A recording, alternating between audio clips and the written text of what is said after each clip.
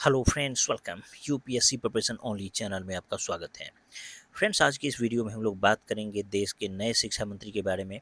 देखिए, प्रहलाद जोशी जो हैं ये देश के नए शिक्षा मंत्री बने हैं। आप सबको पता है कि धर्मेंद्र प्रधान जो थे, इनसे पहले वही शिक्षा मंत्री थे और फाइनली जो है NEET UG NEET paper leak मामले में काफ़ी ज़्यादा दबाव उन पर बना और बहुत ज़्यादा प्रोटेस्ट हुआ छात्रों का, जिसकी वजह से उनको त्यागपत्र देना पड़ा। तो अब सरकार के द्वारा जो है नए शिक्षा मंत्री का प्रभार दिया गया है प्रहलाद जोशी को। तो ये फुल फ्लेज्ड शिक्षा मंत्री नहीं है, बल्कि इनको अतिरिक्त प्रभार दिया गया है। तो इस टॉपिक में हम लोग इनसे संबंधित चीज़ों के बारे में काफ़ी कुछ कवर करेंगे। तो आपके एग्जाम के पॉइंट ऑफ व्यू से जो भी इंपॉर्टेंट फैक्ट्स होगा उसको इस पार्ट में हम लोग देखेंगे। तो चलिए, देखिए दिया है कि चर्चा में क्यों है ये मुद्दा। 25 जुलाई 2026 को राष्ट्रपति ने प्रधानमंत्री नरेंद्र मोदी की सलाह पर प्रहलाद जोशी को केंद्रीय शिक्षा मंत्रालय का अतिरिक्त प्रभार यानी कि एडिशनल चार्ज सौंपा। उन्होंने धर्मेंद्र प्रधान का स्थान लिया, जिन्होंने नीट यूजी 2026 पेपर लीक विवाद के बाद नैतिक जिम्मेदारी लेते हुए इस्तीफा दे दिया।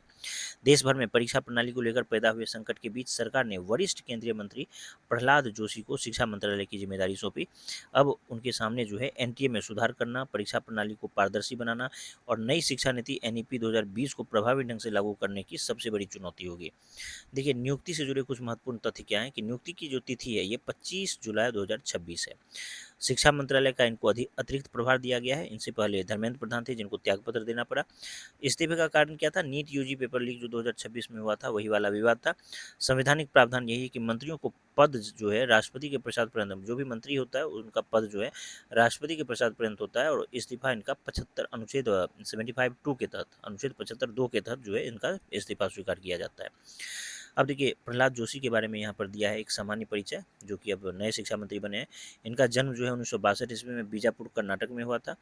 इनका जो शिक्षा है, इनकी शिक्षा बीए है अधिकतम, और श्री काद सिद्धेश्वर आर्ट्स कॉलेज हुबली, जो कि कर्नाटक विश्वविद्यालय में पढ़ता है, वहाँ से ये बीए किए हैं। और लोकसभा क्षेत्र इनका कौन सा है? धारवाड़, कर्नाटक, यानी कर्नाटक राज्य से ये बिलोंग करते हैं। और ये सांसद जो है लगातार 5 बार के सांसद हैं, 2004 से लगातार ये सांसद रहे हैं। राजनीतिक पद जो है 2014 में कर्नाटक भाजपा के प्रदेश अध्यक्ष भी रहे हैं। वर्तमान में जो है मंत्रालय 2026 में, अभी वर्तमान में ये कौन सा मंत्रालय संभाल रहे हैं? तो देखिए, प्रहलाद जोशी वर्तमान में निम्न मंत्रालयों का दायित्व संभाल रहे हैं। तो शिक्षा मंत्रालय अब इसका अतिरिक्त प्रभार इनके पास वर्तमान में आया है। लेकिन ये उपभोक्ता मामले, खाद्य एवं सार्वजनिक वितरण मंत्रालय को संभाल रहे थे और नवीन एवं नवीकरणीय ऊर्जा मंत्रालय भी इन्हीं के पास है। तो इस तरह से इन तीनों विभाग का प्रभार इनके पास है। पूर्व में वे संसदीय कार्य, कोयला एवं खान मंत्रालय का भी दायित्व संभाल चुके हैं। अब उनके सामने प्रमुख चुनौती क्या है उसको देखिए। परीक्षा प्रणाली में सुधार कर एवं छात्रों का विश्वास बहाल करना, एनटीए का पुनर्गठन और पारदर्शिता बढ़ाना, नंदन नीलेकनी टास्क फोर्स की सिफारिशों को लागू करना और एनईपी 2020 के अगले चरण का प्रभावी क्रियान्वयन, डिजिटल, सुरक्षित एवं लीक प्रूफ परीक्षा प्रणाली विकसित करना। परीक्षा के लिए जो कुछ इंपॉर्टेंट फैक्ट है उसको देखिए। वर्तमान शिक्षा मंत्री जो है जुलाई 2026 में प्रहलाद जोशी बने हैं, जिनको अतिरिक्त प्रभार दिया गया है। लोकसभा क्षेत्र इनका धारवाड़ कर्नाटक है। पहली बार सांसद 2004 में बने थे। शैक्षणिक योग्यता इनका बीए है।